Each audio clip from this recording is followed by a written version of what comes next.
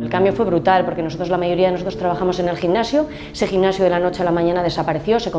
iba a convertir en una UCI. Entonces nosotros sí tenemos pacientes ingresados que seguimos tratando en ese momento, pero pasamos a ayudar en esas unidades de críticos en otras labores que no eran las nuestras, en aseos, ayudar a voltear a los pacientes a prono, a lo que nos pidieran, y a su vez empezamos a tomar medidas para cuando tuviéramos que empezar a actuar como fisioterapeutas. Íbamos a empezar a actuar como fisioterapeutas motores y fisioterapeutas respiratorios en unas unidades en las que muy pocos de nosotros están acostumbrados a trabajar.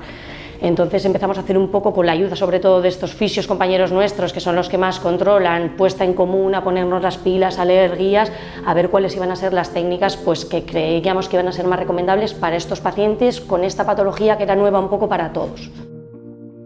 En todo el tiempo que he estado en la unidad de críticos, que era encontrarte con un paciente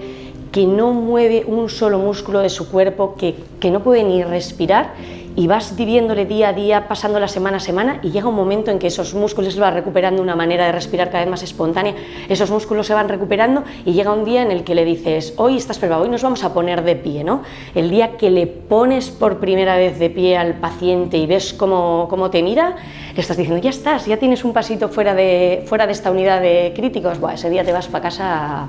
inflada, me emociona un poco y todo, por eso se ha visto bastante, muchos pacientes, sí.